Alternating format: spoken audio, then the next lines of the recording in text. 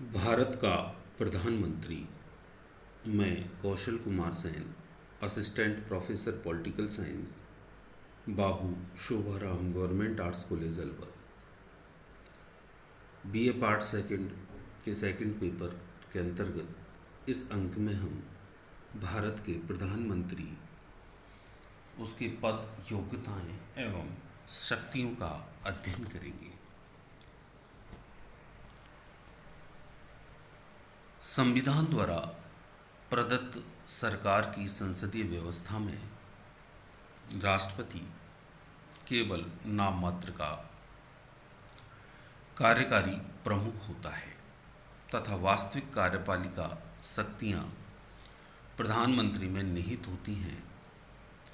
दूसरे शब्दों में राष्ट्रपति राज्य का प्रमुख होता है, जबकि प्रधानमंत्री सरकार का प्रमुख होता है। विद्यार्थियों को विदित होगा कि हमारे देश में संसदीय शासन प्रणाली को अपनाया गया है। संसदीय शासन प्रणाली उस शासन प्रणाली को कहते हैं जिसमें जो सरकार का प्रमुख है वो संसद के प्रति उत्तरदायी होता है। तो हमारे देश में सरकार प्रधानमंत्री की होती है और प्रधानमंत्री और उसकी सरकार संसद अर्थात लोकसभा के प्रति उत्तरदायी होती है। दो प्रकार के कार्यकारी प्रमुख संसदीय व्यवस्था में दिखाई पड़ते हैं। एक राज्य का प्रमुख होता है जो राष्ट्रपति होता है, दूसरा सरकार का प्रमुख होता है या शासन का प्रमुख होता है, वह प्रधानमंत्री होता है। यूं तो कार्यपालिका की सर्वोच्च शक्ति संविधान द्वारा राष्ट्रपति में निहित होती है, परंतु व्यावहारिक तौर पर उसकी समस्त शक्तियों का प्रयोग प्रधानमंत्री द्वारा किया जाता है। वह सत्ताधारी दल का नेता होता है तथा सरकार का प्रमुख होता है। प्रधानमंत्री की नियुक्ति। संविधान में प्रधानमंत्री की निर्वाचन और नियुक्ति के लिए कोई विशेष प्रक्रिया नहीं दी गई है। अनुच्छेद 75 केवल इतना कहता है कि राष्ट्रपति प्रधानमंत्री की नियुक्ति करेगा, अर्थात राष्ट्रपति लोकसभा में बहुमत प्राप्त दल के नेता को प्रधानमंत्री नियुक्त करता है। आम चुनावों के बाद लोकसभा में जिस दल का बहुमत होता है या जो दल सबसे ज़्यादा सीटें जीत के आता है, वह राष्ट्रपति उसके मुखिया को, क्योंकि सबसे पहले जैसे ही लोकसभा में अलग अलग दल जीत के आते हैं तो जो दल सबसे बड़ा होता है या जिस दल के पास बहुमत होता है वह अपना एक नेता चुनता है और राष्ट्रपति के पास एक पत्र भेजता है अपने हस्ताक्षर करके कि इस व्यक्ति को हमारी तरफ से प्रधानमंत्री नियुक्त किया जाए। ये राष्ट्रपति उस पर निर्णय लेता है। यदि दल बहुमत में है तो वह उस व्यक्ति को प्रधानमंत्री की नियुक्ति करता है, अन्यथा राष्ट्रपति के विवेक पर डिपेंड करता है कि वह किस व्यक्ति को प्रधानमंत्री पद की शपथ दिलवाए। शपथ, अगर प्रधानमंत्री की योग्यताओं की बात करें तो स्पेशल संविधान में योग्यताओं का वर्णन नहीं किया गया है। चूँकि प्रधानमंत्री संसद का सदस्य होता है, इसलिए उसके लिए वही योग्यताएं हैं जो संसद के सदस्य के लिए होनी चाहिए। इन योग्यताओं के अलावा यह जरूरी है कि उसे सदन में बहुमत प्राप्त या दल का नेता होना चाहिए।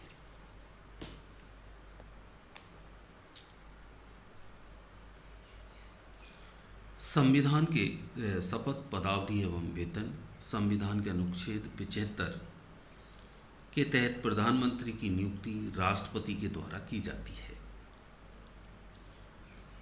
सामान्य परिस्थितियों में राष्ट्रपति द्वारा लोकसभा में बहुमत दल के नेता को प्रधानमंत्री के रूप में नियुक्त किया जाता है, परंतु लोकसभा में किसी भी दल को बहुमत प्राप्त न होने की स्थिति में प्रधानमंत्री की नियुक्ति में राष्ट्रपति द्वारा स्वविवेक का प्रयोग किया जाता है। प्रधानमंत्री के पद ग्रहण करने से पूर्व राष्ट्रपति उसे पद व गोपनीयता की शपथ दिलवाता है। प्रधानमंत्री का कार्यकाल निश्चित नहीं है तथा वह राष्ट्रपति के प्रसाद पर्यंत अपने पद पर बना रहता है, अर्थात प्रधानमंत्री को जब तक लोकसभा में बहुमत हासिल है राष्ट्रपति उसे बर्खास्त नहीं कर सकता है।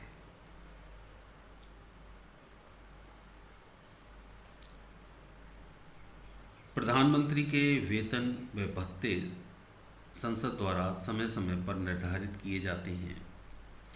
वह संसद सदस्य को प्राप्त होने वाले वेतन एवं भत्ते प्राप्त करता है। इसके अतिरिक्त वह व्यय विषयक भत्ते, मुफ्त आवास, यात्रा भत्ते, स्वास्थ्य सुविधाएं आदि प्राप्त करता है। प्रधानमंत्री के कार्य एवं शक्तियां। प्रधानमंत्री केंद्र सरकार का प्रधान होता है। केंद्रीय प्रशासन के प्रत्येक क्षेत्र पर प्रधानमंत्री का नियंत्रण होता है। प्रधानमंत्री के प्रमुख कार्य तथा शक्तियां जिनका हम वर्णन करेंगे वो सबसे पहली है मंत्रिपरिषद के संबंध में। प्रधानमंत्री राष्ट्रपति एवं मंत्रिपरिषद के बीच संवाद की भूमिका निभाता है। जैसे संघ के कार्यकलाप के प्रशासन संबंधी और विधान विषयक निर्माण संबंधी जो जानकारी राष्ट्रपति मांगे उसे दे, यह अनुच्छेद 78 कहता है। जैसा अभी हमने पढ़ा कि अनुच्छेद 78 के अनुसार राष्ट्रपति को जब भी मतलब संसद में कोई कानून बनाया जाता है और कानून संबंधी कोई भी जानकारी या संसद के विषय में कोई संसद क्या कार्य करने जा रही है प्रशासन के संबंध में, यदि राष्ट्रपति प्रधानमंत्री से मांगे तो प्रधानमंत्री उसे देता है, क्योंकि प्रधानमंत्री मंत्रिपरिषद और राष्ट्रपति के बीच एक योजक कड़ी की तरह कार्य करता है। प्रधानमंत्री अथवा मंत्री द्वारा लिए गए निर्णय को राष्ट्रपति द्वारा कहे जाने पर मंत्रिपरिषद के सामने विचार के लिए प्रस्तुत करना। सरकार के प्रशासन संबंधी और विधान विषयक मामलों और मंत्रिपरिषद द्वारा लिए गए निर्णयों की सूचना राष्ट्रपति को देना। इसके अतिरिक्त लोकसभा के सदस्यों द्वारा गंभीर विषयों से संबंधित पूछे गए प्रश्नों के उत्तर प्रधानमंत्री को देता है।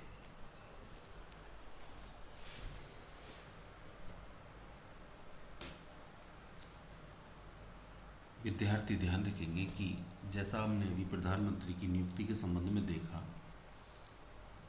कि राष्ट्रपति उस व्यक्ति को प्रधानमंत्री नियुक्त करता है जो संसद में बहुमत दल का नेता होता है, तो राष्ट्रपति उसे प्रधानमंत्री नियुक्त कर देता है। लेकिन अन्य मंत्री जो मंत्रिपरिषद के सदस्य होते हैं वो उनके लिए राष्ट्रपति से प्रधानमंत्री कहता है कि इन्हें मेरे मंत्रिमंडल के मंत्री के रूप में शपथ दिलाई जाए।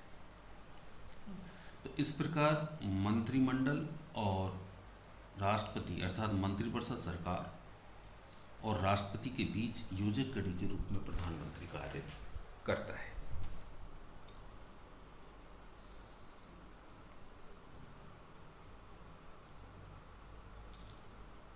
वह किसी मंत्री को त्यागपत्र देने अथवा राष्ट्रपति को उसे बर्खास्त करने की सलाह दे सकता है। वह मंत्रिपरिषद की बैठकों की अध्यक्षता करता है तथा उसके निर्णय को प्रभावित करता है। वह पद से त्यागपत्र देकर मंत्रिमंडल को बर्खास्त कर सकता है। केंद्रीय मंत्रिपरिषद प्रमुख रूप से प्रधानमंत्री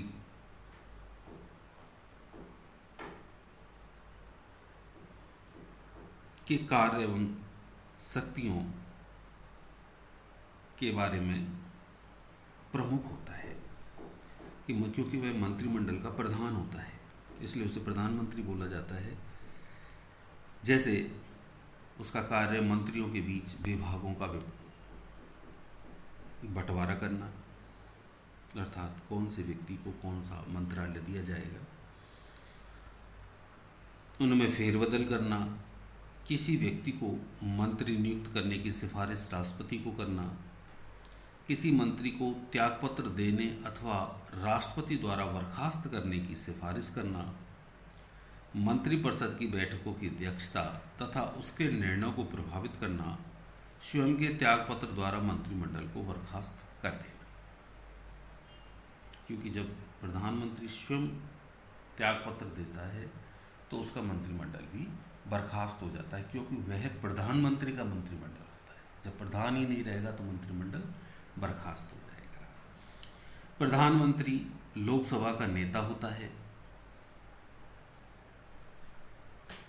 वह संसद सत्र को आहूत करने या सत्रावसान करने संबंधी सलाह राष्ट्रपति को देता है कि कब संसद का सत्र बुलाया जाए, कब उसे ख़त्म किया जाए। ये सलाह प्रधानमंत्री द्वारा राष्ट्रपति को दी जाती है। साथ ही वह राष्ट्रपति से लोकसभा को विघटित करने की सिफारिश कर सकता है। इसके अतिरिक्त प्रधानमंत्री संसद में सरकार की नीतियों की घोषणा भी करता है।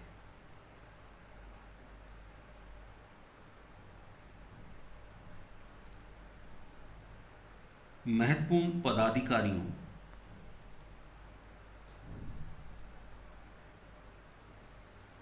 यथा भारत का न्यायवादी, भारत का नियंत्रक महालेखा परीक्षक, निर्वाचन आयोग, संघ लोक सेवा आयोग के अध्यक्ष तथा अन्य सदस्यगण, वित्त आयोग के अध्यक्ष व अन्य सदस्यगण आदि की नियुक्ति के संबंध में राष्ट्रपति को सलाह देता है।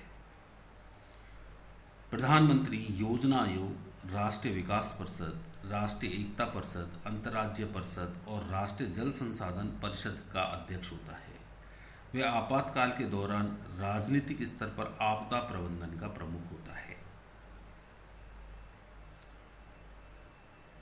भारत रत्न, पद्म विभूषण, पद्म भूषण, पद्मश्री आदि उपाधियों की स्वीकृति से संबंधित निर्णय भी वास्तविक तौर पर प्रधानमंत्री के द्वारा ही किए जाते हैं। इसके अलावा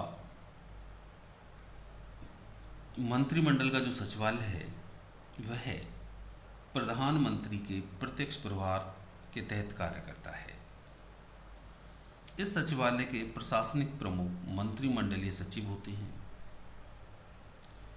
मंत्रिमंडलीय सचिवालय भारत सरकार के प्रशासन के लिए उत्तरदायी है। मंत्रिमंडल सचिवालय मंत्रिमंडल से संबंधित बैठकों की कार्यसूची तैयार करने के साथ साथ सभी मंत्रिमंडलीय समितियों के लिए सचिवालयी सहायता उपलब्ध कराता है। इसके अतिरिक्त मंत्रिमंडल सचिवालय अंतर मंत्रिमंडलीय एवं अन्य सभी विभागों के मध्य सामंजस्य स्थापित कर भारत सरकार के निर्णय लेने की प्रक्रिया में सहयोग करता है। मंत्रिमंडलीय सचिवालय सभी मंत्रालयों एवं विभागों से संबंधित मासिक एवं जरूरत योग्य सूचनाओं को राष्ट्रपति, उपराष्ट्रपति तक पहुंचाने में सहयोग करता है। इस प्रकार हमने इस अंक में भारत के राष्ट्रपति की पद, योग्यताएं एवं शक्तियों का अध्ययन किया। धन्यवाद।